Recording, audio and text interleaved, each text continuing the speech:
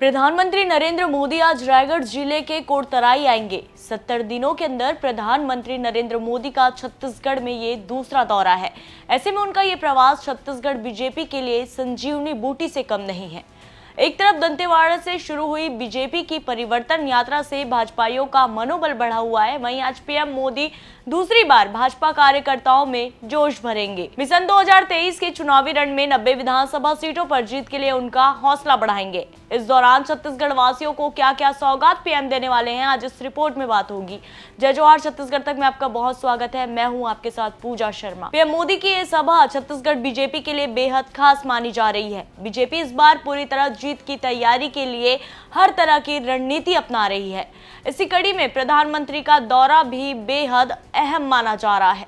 बता दें, हाल ही में कांग्रेस ने बेवजह ट्रेन रद्द करने को लेकर रेल रोको आंदोलन किया था। वहीं आज प्रधानमंत्री छत्तीसगढ़ में लगभग 6,350 करोड़ रुपए की कई महत्वपूर्ण रेल क्षेत्र परियोजनाओं का देश को समर्पित करेंगे। प्रधानमंत्री के देश भर में संपर्क में सुधार के इस प्रयास से रायगढ़ में सार्वजनिक कार्यक्रम में लगभग 6,350 करोड़ रुपए की महत्वपूर्ण रेल क्षेत्र परियोजनाओं को प्रोत्साहन मिलेगा।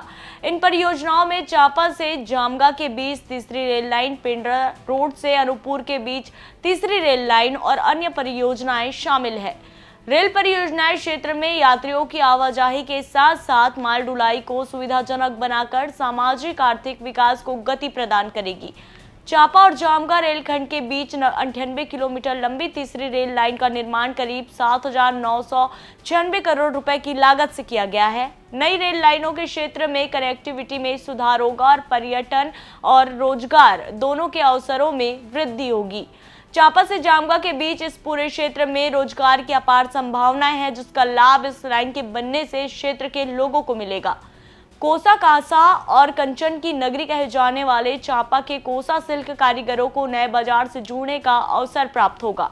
कृषि उत्पादकों को आसानी से बाजार तक पहुंचने के लिए यह लाइन वरदान साबित होगी। इसके अलावा पेंड्रा रोड से अनूपपुर के बीच तीसरी रेल लाइन 50 किलोमीटर लंबी है और इसका निर्माण लगभग 516 करोड़ रुपए की लागत से किया गया है। यह लाइन छत्तीसगढ़ राज्य के अंतर्गत नवगठित पेंड्रा, गौरेला, मरवाही जिले और मध्य प्रदेश के अनूपपुर के बीच रेल कनेक्टिविटी को बढ़ाएगी, यातायात को और सुगम बनाएगी। यह क्षेत्र कृषि प्रधान आदिवासी बहुल क्षेत्र है। यहाँ के लोगों को इसका बड़ा लाभ मिलेगा। यहाँ के कृषि उत्पाद, जिसमें अन्न के साथ बागवानी और फलों की खेती शामिल है, इन्हें बाजार तक पहुँचाने के लिए यह लाइन सहायक साबित होगी। यह लाइन कोयला के परिवहन के लिए बेहद महत्वपूर्ण है। इस लाइन से छत्तीसगढ़ के कटनी के रास्ते उत्तर और पश्चिम भारत तक जाने वाले महत्वपूर्ण रेल मार्ग का भी हिस्सा है।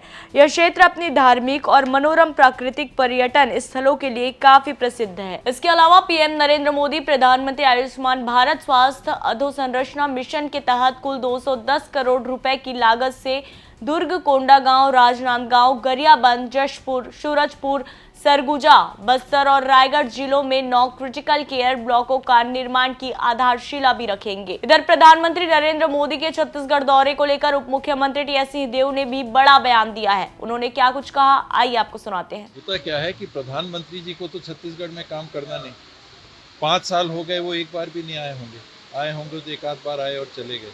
तो मतदाता जानता है कि ये प्रधानमंत्री का चुनाव नहीं है। नरेंद्र मोदी आके चीफ मिनिस्टर का चुनाव लड़ेंगे तो कुछ फर्क पड़ सकता है। वो बोले कि अब मैं छत्तीसगढ़ में चीफ मिनिस्टर का काम करूंगा, तो लोग सोचेंगे कि अब मोदी जी का भाजपा से मुख्यमंत्री बनेंगे, हम वोट दें कि नहीं दें। वो प्रधानमंत्री हैं, दिल्ली का काम प्रदेश को विशेष कोई प्रभाव नहीं डालता। बता दें, 28 सितंबर को पीएम मोदी की बिलासपुर में ही तीसरी आम सभा है। ऐसे में विधानसभा चुनाव के हिसाब से ये बेहद अहम माना जा रहा है। यहाँ पर पीएम मोदी कई केंद्रीय योजनाओं का शिलान्यास करने के साथ ही साथ मतदाताओं को प्रभावित भी कर सकते हैं। कुछ बड़ा ऐलान भी इस दौरान पीएम कर सकते हैं। वहीं बिलासपुर संभाग में ही 28 सितंबर को प्रधानमंत्री नरेंद्र मोदी का सभा प्रस्तावित है। इस दौरान वो बीजेपी की परिवर्तन यात्रा के समापन पर शिरकत करेंगे। ये खबर हम तक रायगढ़ से पहुंचाई हमारे सहयोगी नरेश शर्मा ने। इस रिपोर्ट में इतना ही। छत्तीसगढ़ की ऐसी खबरें अब आपको व्हाट्सएप पर भी मिलेंगी। ऐसी खबरों को पढ़ने और देखने के लिए डिस्क्रिप्शन बॉक्स में दिए गए लिंक पर क्लिक करें। जय जोहार, नमस्कार।